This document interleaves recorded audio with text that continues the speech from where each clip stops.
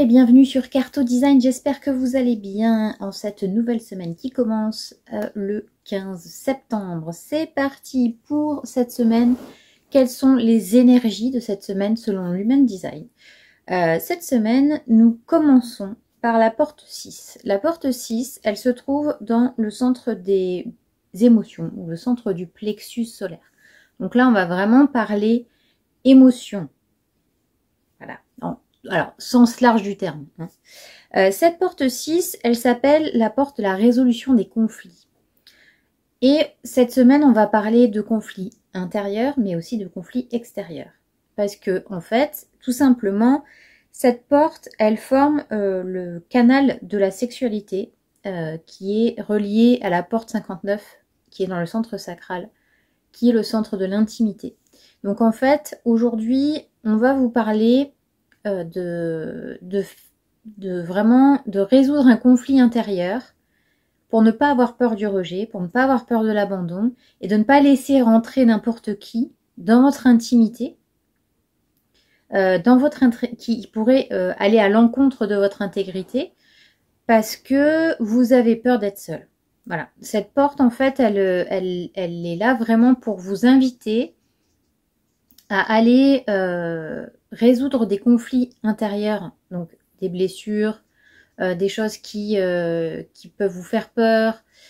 En fait, on vous demande d'aller chercher les émotions que ça fait ressortir chez vous, le fait de dire oui à tout pour pouvoir avoir une reconnaissance en fait. Et là, on parle vraiment, par rapport à ce canal de la sexualité, on parle vraiment d'intimité, on parle vraiment de personnes qui peuvent aussi vous bouffer de l'intérieur, c'est-à-dire chantage affectif, les vampires énergétiques, les pervers narcissiques, toutes les personnes en fait qui se nourrissent du malheur des autres. On parle aussi avec cette porte de débordement émotionnel.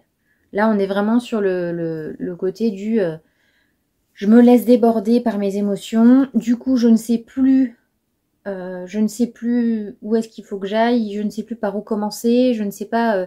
Voilà, il y a tellement de débordements qu'on a un conflit intérieur entre le oui, mais non, mais je sais pas, mais qu'est-ce qu'il faut que je fasse, mais je sais, mon Dieu, au secours, au secours.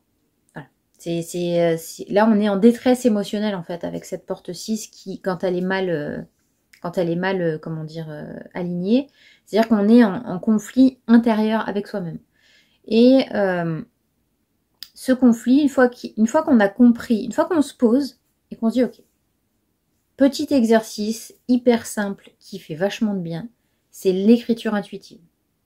Vous prenez un cahier, voilà, un porte-document, une feuille, vous la posez, vous posez votre stylo et vous commencez à écrire. Même si ça n'avait absolument rien à voir avec ce dont on parle là tout de suite.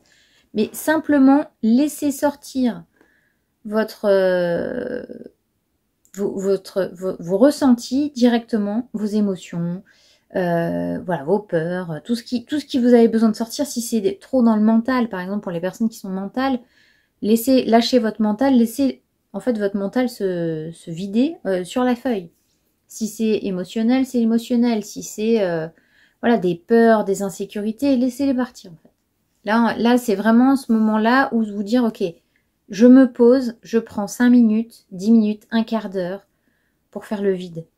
Pour me permettre en fait de résoudre mes conflits intérieurs et de pouvoir les mettre sur la table et les comprendre pour ne plus justement être dans ce conflit et de ne plus laisser des personnes extérieures rentrer dans mon intimité si je ne le souhaite pas.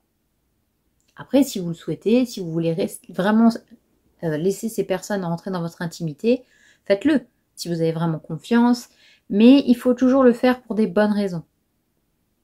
C'est-à-dire parce que cette personne peut vous emmener vers le haut, parce que cette personne vous aime pour qui vous êtes, parce que cette personne recherche réellement votre amitié, parce que cette personne est très inspirante et que vous voulez vraiment voilà, apprendre des choses avec elle, c'est de laisser rentrer des personnes qui ont un intérêt positif pour vous et vibratoirement plus intéressant. Voilà.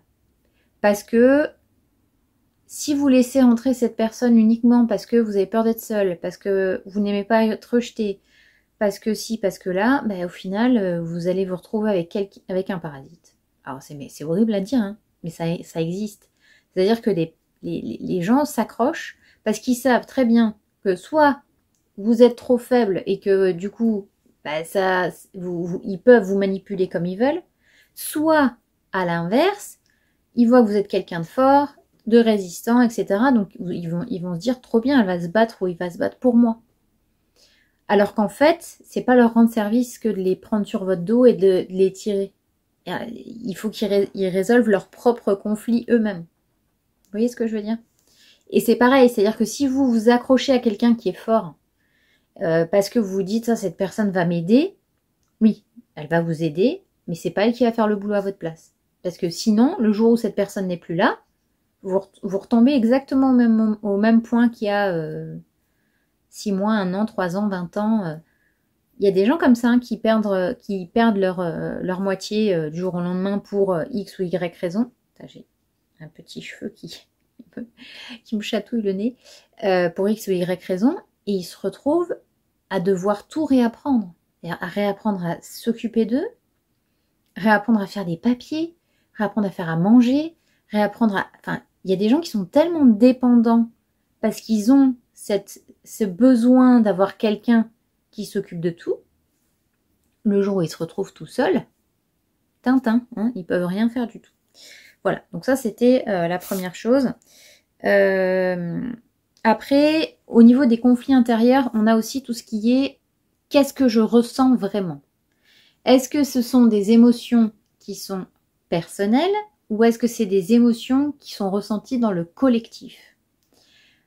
On l'a vu la semaine dernière avec tous ces conflits, cette journée censée être une journée je ne consomme pas, mais pas je casse tout partout.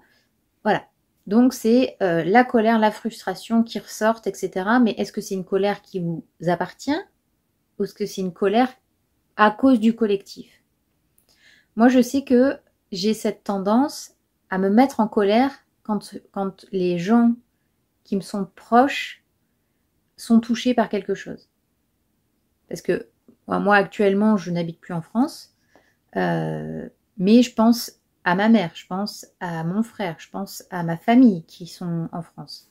Et je me dis, putain, tu te rends pas compte tout ce qu'ils doivent supporter, machin. Et en fait, ça me met dans une colère parce que je me dis, mais c'est pas possible. Et cette colère-là, elle ne m'appartient pas, moi je ne le vis pas. Et en fait, cette colère, moi, elle me bouffe, parce que je déteste être dans ce conflit de cette colère, parce que ça bouffe de l'intérieur, la colère. Alors certes, maintenant je l'exprime, mais c'est vrai que quand ça ne nous appartient pas, on n'est pas obligé de le vivre. C'est pour ça que depuis 15 ans, je ne regarde plus la télé. Je ne regarde plus les infos. Bon, maintenant, il y a les réseaux sociaux, donc voilà, c'est un peu plus compliqué d'éviter toutes les trucs un peu stressants. Mais je vis beaucoup mieux depuis que je n'ai plus la télé, que je n'ai plus toujours quand vous regardez les infos, c'est tout le temps, c'est tout le temps du stress, c'est tout le temps de l'angoisse, c'est tout le temps du rabattage, on va vous en parler pendant 20, 10, 15, 20 minutes, 30 minutes, et c'est comme ça toute la journée, et ça revient, et ça revient. Et en fait, il faut vraiment faire la part des choses entre une émotion qui vous appartient à vous ou qui appartient au collectif. Voilà, ça c'est hyper important déjà.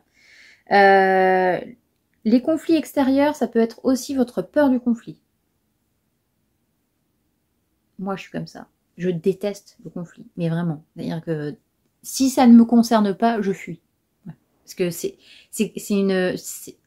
pour moi pas utile que je sois dans un conflit qui ne me concerne pas. Sauf éventuellement si les personnes sont vraiment en danger. Là, je vais peut-être me permettre d'intervenir. Mais si c'est juste 2 personnes qui sont en conflit, ah non, c'est pas pour moi. C'est trop en fait. J'arrive pas. Voilà. Ça fait partie de mon histoire. Je travaille dessus, n'est-ce pas? Et cette peur du conflit, en fait, parfois, elle vous fait prendre des mauvaises décisions. Parce que de peur d'avoir un conflit avec quelqu'un qui vous est proche ou avec quelqu'un que vous appréciez, que vous aimez, bah, du coup, ça vous fait accepter des choses qui ne sont peut-être pas acceptables. Donc, il y a ça. Donc, comme je disais, ne pas laisser entrer les personnes qui, dans votre intimité, juste par peur d'eux. Voilà. Et en fait, cette porte 6 de la résolution des conflits, des frictions, etc., c'est une porte qui vous demande d'aller vers l'harmonie. Parce que personne n'est parfait. Parce que personne ne va vous obliger à.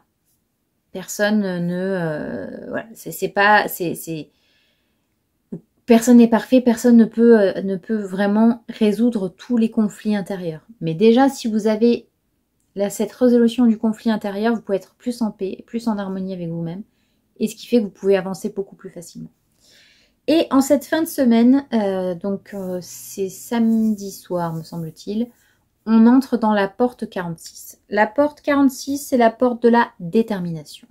Cette porte se trouve dans le centre G, qui est le centre de la personnalité et de l'identité.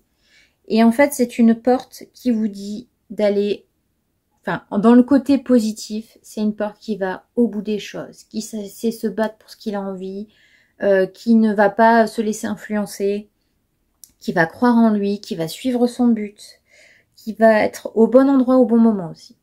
C'est la porte de la personne qui pop juste au moment où on a besoin de lui, c'est où on a besoin d'elle.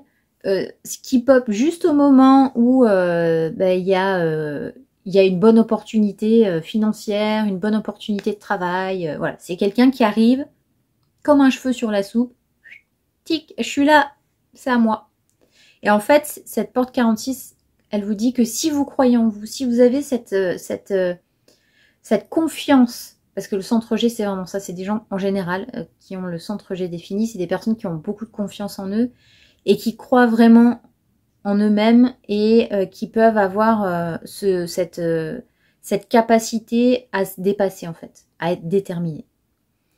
Et après, ce centre G défini peut aussi faire face à des personnes qui savent tout. Voilà. Donc il y a très peu de débats, enfin, avec certaines personnes, hein, bien sûr. C'est toujours, on est dans la science de la différenciation, donc c'est pas des choses qui sont immuables, mais en tout cas, on va dire que dans un centre G défini qui n'est pas bien aligné, on peut avoir des gens testas, quoi, comme on dit chez mon amoureux, un peu testas. Voilà.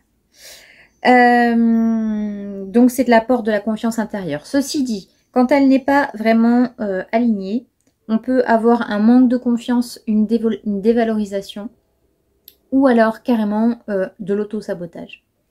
Parce que on est déterminé, mais pas dans le bon sens en fait. On est déterminé à vouloir aller mal, parce que si on va pas mal, personne ne s'occupe de nous. Voilà. Vous voyez ce que je veux dire? Cette porte 46, elle est également reliée à la porte 29 qui est dans le centre sacral. Donc on a deux portes dans la même semaine qui sont reliées au sacral. Donc on est vraiment sur l'énergie de vie, on est vraiment sur la vitalité, l'action. Et cette porte 29, c'est la porte de l'engagement. Donc on est déterminé à s'engager ou pas. Et quand il y a un problème d'engagement, c'est la fuite. C'est oui non mais bon, je le ferai plus tard. Oui, non, mais moi, je préfère pas. Tant pis, je préfère être malheureuse ou malheureux. Voilà. C'est à peu près ça. Donc, on a une résolution de conflit intérieur, une paix, une harmonie et une détermination à vouloir s'en sortir, à vouloir être qui on est vraiment. On reste sur l'authenticité encore cette fois-ci. Et on a ce côté de croire en soi, de se battre pour réellement des choses qui sont importantes et pour pouvoir s'engager dans sa propre énergie, s'engager dans sa propre vie, dans son propre élan de vie. Donc on a vraiment ça cette semaine. Voilà, j'espère que cette vidéo vous aura plu. N'hésitez pas à me dire en commentaire ce que vous en avez pensé, si vous ressentez ce genre de choses en ce début de semaine. Et on se retrouve tout de suite pour le tirage. Hein? Allez, c'est parti. À tout de suite. Ciao, ciao.